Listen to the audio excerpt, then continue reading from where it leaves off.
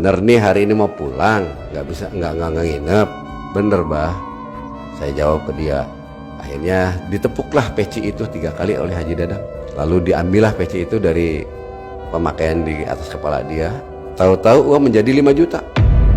Saya bingung ini, apa bener apa enggak. Yang anehnya uang itu yang 50-an tidak ada, adanya 100 ribuan semua. 5 juta itu hanya yang 100 ribuan semua, jumlahnya 5 juta. Uangnya masih baru-baru anehnya. Karena ini rezekinya berempat, ya udah supaya adil dibagi 4. Yang 5 juta ini gitu. Pikir saya memberi ke dia untuk melakukan ritual itu nilainya 5 juta. Jangan-jangan uang saya dikembalikan lagi tapi dibagi 4. Saya hitung dagang akhirnya di sini. Ya udahlah, barangkali seperti ini perjalanan yang harus saya lalui, saya terima. Karena Haji Dadang mengatakan ini rezekinya orang berempat.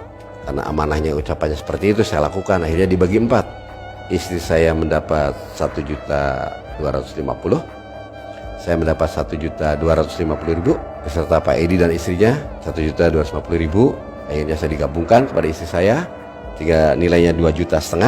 Akhirnya saya pamitan bersama rombongan ke Pak Haji Dadang. Dan Pak Haji Dadang membalas salam serta mengingatkan, Kasep, tong hilap waktu nanya patul hiji poe ka dieu. Tambah semangatlah saya.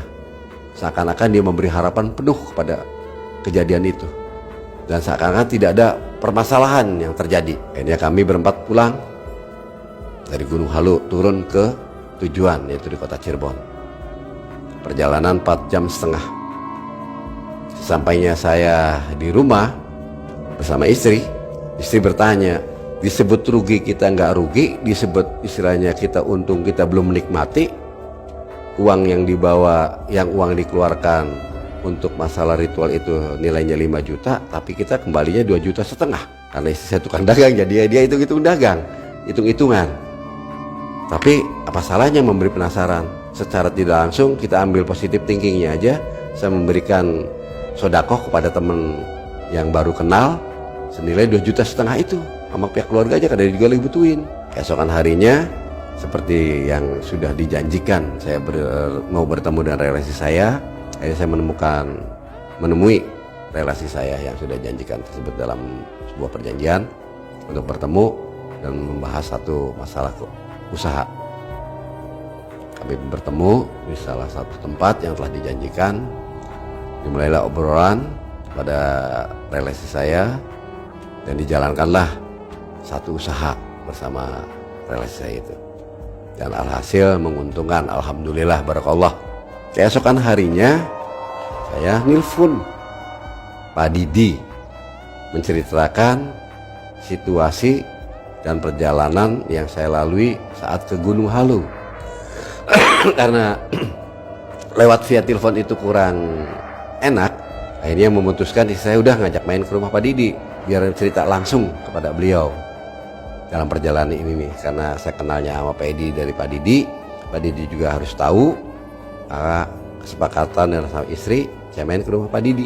Akhirnya berangkatlah saya bersama istri selepas Bada Isar sampai di rumahnya Pak Didi menjelang senja.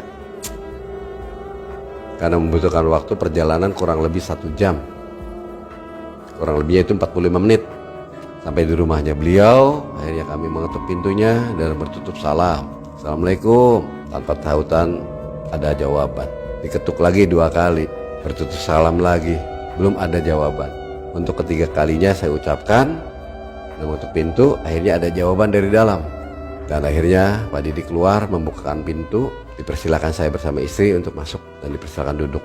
Setelah duduk, saya menceritakan perjalanan dari Cirebon ke Gunung Halu dan menceritakan kejadian berapa uang yang saya ritualkan untuk penggandaan uang itu. Akhirnya ditanggapi sembari senda gurau Pak Didi, waduh ya saya juga dapat bagian nih kalau udah nyata dan lihat seperti itu. Sembari canda melontarkan tutur kata kepada saya dan saya menjawab, ya pastinya dong, siapa juga istilah saya kenal dengan itu kan jalur dari Bapak. Ya Bapak juga harus menikmati hasilnya juga. Kita sama-sama, siapa yang berhasil itu juga harus berbagi.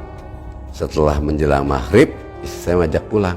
Akhirnya kami pamitan ke Pak Didi setelah panjang lebar menceritakan perjalanan tentang ke Gunung Halu. Kami pulang, pamitan dan pulang. Sesampainya di rumah, karena sudah berlalunya maghrib, masuk ke waktu Bada Isya, akhirnya saya mengkodok. Selesai sholat, kami makan bersama istri sembari berbincang-bincang. Ya, kalau memang iya ini Allah memberikan rezeki, kita kayaknya nggak terbebani si penagih hutang, Pak. Ya, bareng-bareng doa aja mah.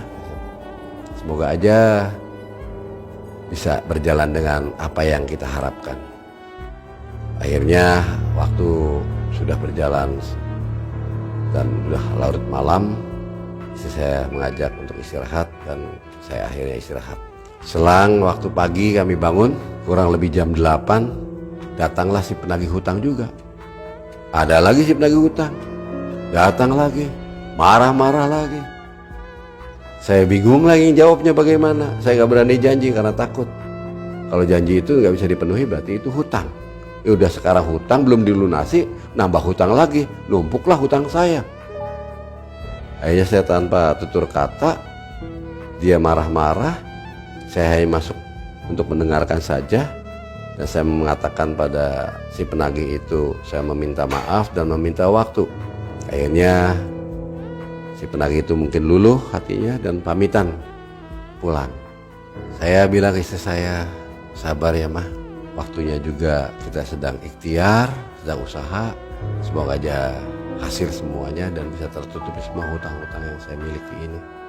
Akhirnya saya ngajak makan, sembari makan, akhirnya ngobrol kecil di situ. Waktu kok lama banget ya. Iya, tapi kita harus bersabar lah. Dulu waktunya, tapi tetap kita ikhtiar untuk menutupi kebutuhan sehari-hari kita. Sembari menutup obrolan, saya mengajak nonton TV waktu itu untuk menghilangkan rasa penat. Akhirnya nonton TV bersama istri di ruang keluarga. Rasa kantuk mulai merasuki ke diri saya karena saya udah lelah. Seharian saya nyari nafkah keluar, ikhtiar. Akhirnya pamitan ke istri dan mengajak istri untuk istirahat. Dan akhirnya beranjaklah kami istirahat. Singkat cerita, waktu yang telah dijanjikan oleh Pak Haji Dadang 41 hari segera tiba. Tepat pada 40 hari istri saya menanyakan kepada saya, "Pak, besok ke 41 hari.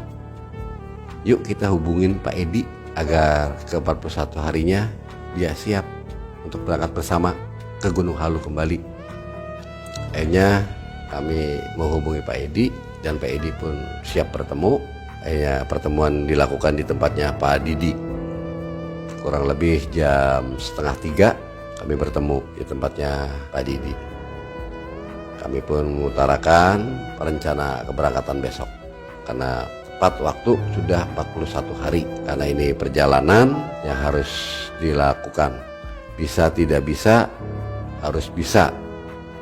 Akhirnya Pak Edi karena sudah sering ngambil cuti, dia agak malu atau merasa tidak enak. Dia menyepakati keberangkatan, akhirnya dia membolos kerja. Keesokan harinya kami berangkat karena udah berbicara perjanjian, waktu di keberangkatan udah ditentukan waktunya, yaitu kurang lebih jam 8 pagi.